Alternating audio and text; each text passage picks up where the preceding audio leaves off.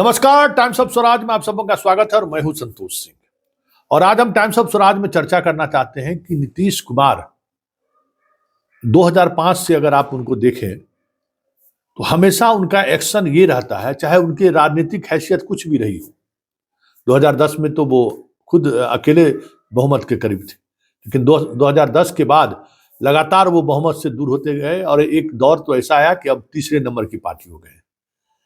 लेकिन जब पहले नंबर की पार्टी थे तब भी और आज जब तीसरे नंबर की पार्टी है तब भी हमेशा उनकी कोशिश रही है कि गठबंधन में जो भी लोग रहे वो छोटी भाई की भूमिका में रहे। उनकी हैसियत नीतीश के से काफी नीचे रहे, हमेशा हैसियत जताते रहे। ये इनकी रणनीति रही है कि सरकार में है तो मेरी चलेगी। डीएम एसपी से लेके थानेदार तक मेरे अनुसार पोस्ट हो गए, बीडीओ सीओ से लेके चीफ सेक्रेटरी तक मैं जिन्हें चाहूंगा वही पोस्ट होगा। आपकी मनमर्जी नहीं चलेगी, आपका कोई भी रिकमेंडेशन नहीं चलेगा। ये सारी चीजें चल रही है, चलती आ रही है। कहीं भी किसी भी जगह पर वाइस चांसलर होगा तो मेरा, डीएम मेरा, सीएम के आसपास के जितनी चीजें होंगी वो मेरे, हर सेक्रेटरी मेरा। मेरे इच्छा के विपरीत कोई मंत्री एक फाइल पर दस्तखत ना करे। ये सारे भाव भंगिमा ये हमेशा बना कर रखे। लेकिन सवाल ये उठ रहा है कि इसकी वजह क्या है, क्योंकि इस बार तो लग रहा था कि गिर ही गया इनके यहाँ से, जिस तरीके से कसमकश चल रहा था। लेकिन हुआ क्या? जो नीतीश चाहे वही हुआ। मंत्रालय में भी वो वही मंत्रालय दिए जो मंत्रालय बीजेपी पहले से काबिज था। जीतन राम मांझी लाख दबाव बनाए, जीतन राम मांझी को उन्होंने हैसियत जता दी कि तेरा हैसियत यही है, कुछ हिलने डुलने वाला नहीं है। कहीं से भी हम कमजोर नहीं दिख सकते कि अगर हम कमजोर दिखे तो फिर खेला हो पे। ये इनकी रणनीति रही है कि कमजोर दिखाने की कोशिश जिसने भी किया बस वहां पर से खेला होने लेके घसकने के चक्कर में हो जाते हैं।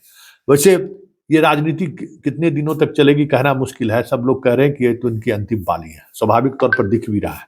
लेकिन इस बार भी मंत्रिमंडल के गठन को लेकर, आईएएस आईपीएस की पोस्टिंग को लेकर, थाने मतलब बीडीओ सीओ से लेकर जितनी भी पोस्टिंग हुई है, सारे पोस्टिंग में उन्होंने बीजेपी से राय लेना दूर, जो उनके तबादले की जो नीति है उस नीति को 110% उन्होंने लागू किया है। अब सवाल है कि इसकी वजह क्या है, जरा इसकी वजह को समझिए। देखिए, नीतीश कुमार का जो वोटर है ना, वो समाज का अभी भी सबसे दबा कुचला वोटर है। महिलाएं वोटर है, जिनके दिल में हमेशा ये भाव बना रहना चाहिए कि नीतीश कुमार अभी भी मजबूत है। नीतीश कुमार जो चाहेंगे वही होगा। नीतीश के इच्छा के विपरीत इस राज्य में एक तिनका भी इधर से उधर नहीं हो सकता है। ये भरोसा जब तक इनके वोटर को है तब तक वो वोटर इनके साथ है। इसलिए नीतीश की मजबूरी कहिए, जरूरी कहिए या रणनीति का हिस्सा कहिए, वो हमेशा इस बात को लेकर सचेष्ट रहते हैं कि कहीं से भी ये मैसेज नहीं जाए कि नीतीश कुमार का प्रभाव कम हुआ है। कहीं से भी ये मैसेज नहीं जाए कि नरेंद्र मोदी हो या लालू यादव हो, उनसे नीतीश प्रभावित हो जाते हैं। यही वजह है कि वो अपने वोटर का कॉन्फिडेंस बनाए रखना चाहते हैं कि मैं हूं तो मैं हूं, मेरे अलावा आसपास कोई नहीं है। और यही रणनीति का हिस्सा है।